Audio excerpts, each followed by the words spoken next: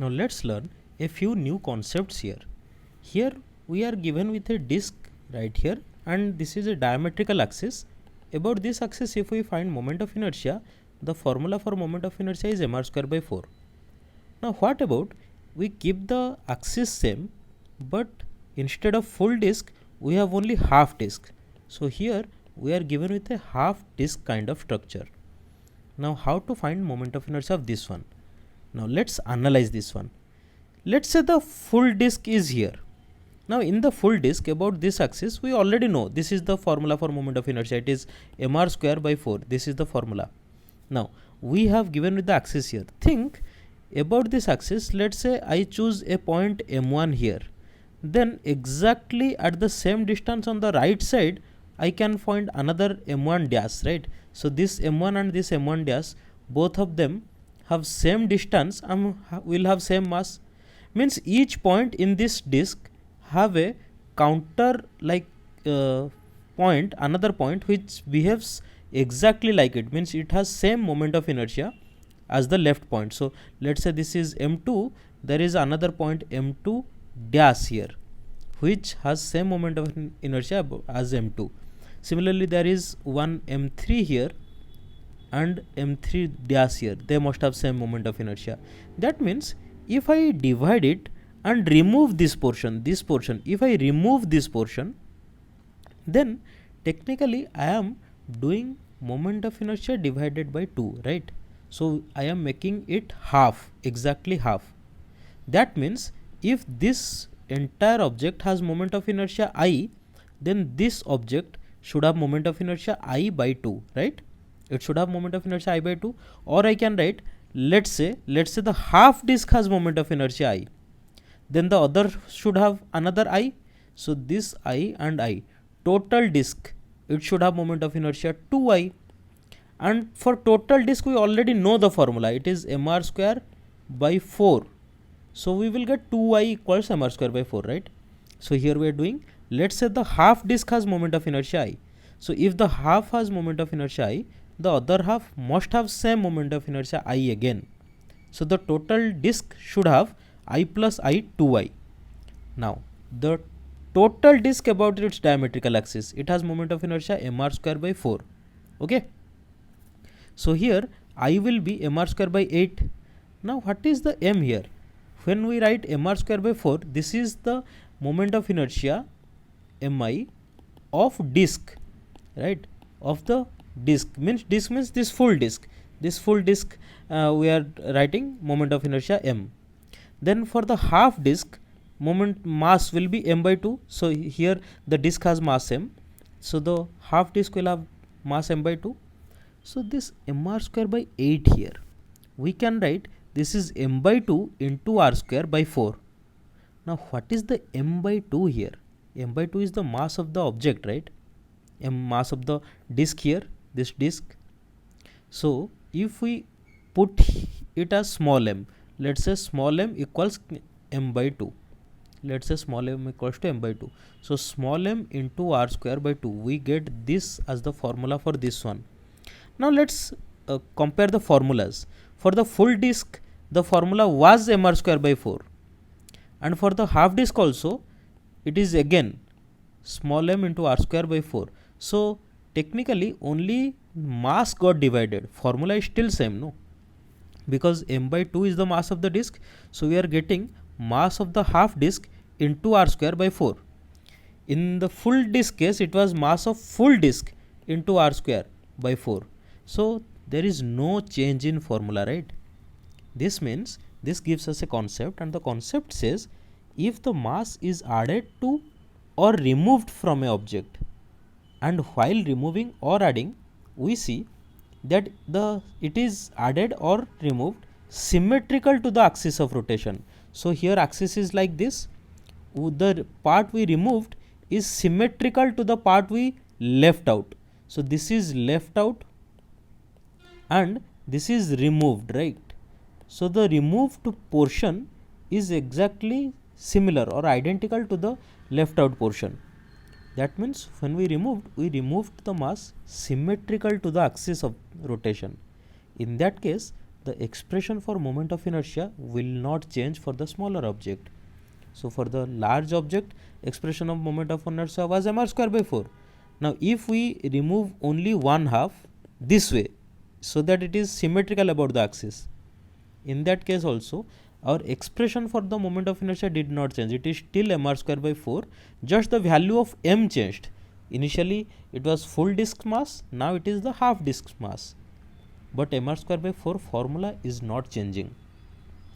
Let's see another use of this rule here, the concept here. Let's use it in another case. So here see, we have already previously calculated this, that if we have a rod and this rod has some mass m and the length of the rod, let's say it is L, in that case its moment of inertia about the axis passing through its center, it is ml square by 12, correct? Now think, if we add some masses symmetrical to the axis, say this is the rod 1, now we are adding another rod, rod 2, next we added rod 3 also, next rod 4 also, this way we will add. So first one's moment of inertia will be ml square by 12, second one again ml square by 12, third one again ml square by 12, and fourth one also again ml square by 12. So total moment of inertia of the system will be 4 ml square by 12. Now think, we are keeping 4m inside a bracket. Why? Let's say this is m, this is m, this is m, and this is m, right? So total mass of the object is 4m, right? So the expression here is still mass of the object. Now this whole object has a different mass here, which is 4m. So mass of the object into L square by 12. The formula is still same, right? So here when we added a part of object or added new objects, what we added symmetrical to the axis. In the same manner we have added symmetrically, we have added, then the formula for moment of inertia did not change. So this gives us a plate kind of structure. This gives us a plate kind of structure. So we have a plate for which the mass, let's say the mass is m object, this is mass, and this width is L. In that case its moment of inertia is m object into L square by 12. The formula is not changing here. Now see another case. Here again we have a half disk and we need to find moment of inertia of this half disk, but the axis is tangential and parallel to the plane. This is tangential, the tangential axis, and along the plane. We can write along the plane. This is not perpendicular to plane, this is along the plane, okay? So in this case let's do it the same way we did the previous one. Now let's add another half here. Think, technically you should think that okay, the expression should not change. Now expression should not change means in this case the moment of inertia should be 5 by 4 into mr square. So in the half disk case only the mass will change, you should think that way, but no, that is not the case here. Our concept says, what does the concept say? Let's look at it again. In this concept the main thing is if mass are added or removed symmetrical to the axis. Now let's see here, if our axis is here, so one part of the disk is here, right? What about the other part? If we draw the other part, it will stay somewhere like this. Is this part symmetrical to the axis? Think, if we draw only this half about this axis, it is like this one. If we draw this half about the same axis, it looks like this one. Do they look similar? Rather, if we have done like this, that this is one axis and this is another axis, this we could have said that this is symmetrical, this is symmetrical. But this case it doesn't look like symmetrical. Basically they are not like mirror images about the axis. This one and this one, do they look like mirror image about this axis? No. If we would have drawn mirror image, it should have looked like this. This should have been the mirror image, but this doesn't look. So it is not a symmetrical case here. So the objects are not symmetrically divided. So here we cannot apply the same way. like our formula is 5 by 4 m r square by 2. Here the disk has mass m, so put the mass m here. So this should be the answer. No, this is a wrong answer, and the reason is axis is not symmetrical here. So how to find moment of inertia in this kind of case? This should be interesting, right? Let's see the answer here. See here, in this case, this is the problem that we have got here, and here we will use parallel axis theorem, but there is a twist. Pay attention here what we are doing. In case of parallel axis theorem, we have drawn from here, right? From here, but for half disk about this axis, we already know the formula is m r square by 4, where m should be the mass of the half disk. The formula is still same, right? So m r square by 4, it should be like this. About this diametrical axis, I am talking about diametrical axis. About diametrical axis, formula should remain same because it is symmetrical axis. So formula should be same, and it should be m r square by 4. This is correct. So we can apply parallel axis theorem. So we know this axis, then we will draw about this axis. Now here students most commonly do like that this is ICOM. So ICOM plus MD square. Students apply this formula. I equals ICOM plus MD square. But they forget that ICOM means it is should be the axis should be passing through center of mass. Now here the axis is not passing through the center of mass. In case of full disk, this axis passes through center of mass. But in case of half disk, center of mass is not present here. This is not center of mass. Rather, center of mass is present somewhere here, and the distance of center of mass is 4r by 3 pi, which we have read in center of mass. So this distance should be 4r by 3 pi. This is the distance of center of mass from the center. So here center is not the center of mass anymore. That is the trick here. So we cannot directly apply I equals ICOM plus MD square. We cannot apply here directly because we do not know ICOM yet. So we need to find ICOM. Now we know where is the center of mass here. Center of mass is here, where this distance is 4r by 3 pi, right? Now let's draw an axis through center of mass. This is the axis through center of mass, and we name the moment of inertia about this axis is ICOM. Now we will apply parallel axis theorem.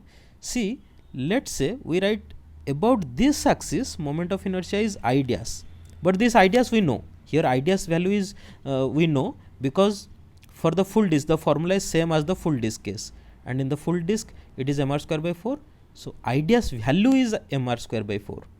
But here if we apply parallel axis theorem, the same way I dash equals ICOM plus MD square.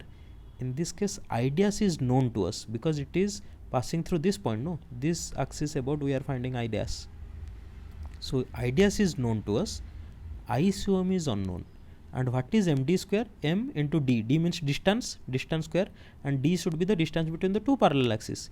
Here this distance between two parallel axes is 4r by 3 pi. So we put the value. So ICOM equals I dash minus MD square, and I dash is mr square by 4 minus m into D square, and D is 4r by 3 pi. This is our 4r by 3 pi, this distance. So we have put it here. So from this value we got ICOM. Now we know ICOM, this axis ICOM, this value is known to us. We need to move here because this is what we have been asked, right? So let's say this is I. So we have written about this axis it should be I, right? And about this axis it is ICOM. Now let's put parallel axis theorem again. So here we have done this way. See, I equals ICOM plus MD square. Now ICM we know, we have calculated it here. So this value we put here. See, this value is ICOM plus m into D square. Now in this case what is D again? This D should be the distance between the parallel axis. Here the two parallel axes are this one and this one. So this is the distance between them. Now think, the total distance is radius r, and this part is 4r by 3 pi. So what about this part then? This should be r minus 4r by 3 pi. This should be r minus 4r by 3 pi. So this is the value of D in this second half. So here md square, and in case of D we have put r minus 4r by 3 pi. Now this is a minus b whole square formula, so we have opened it, and after calculating, see here we have m r square, here m into r square, and inside the bracket here we are getting again r square terms. So taking m r square common, we are getting 1 by 4 here, this is 1 by 4, and here we are getting 16 by 9 pi square. Here also we are getting 16 by 9 pi square, but it is positive and this one is negative. And here r square taking out, so we are getting 1, and this is 8 r square by 3 pi. So r square getting out, we are getting 8 by 3 pi. By solving this, we are getting this as answer. So these are two different concepts, but these concepts we should keep in mind when we are calculating moment of inertia of little bit unique objects.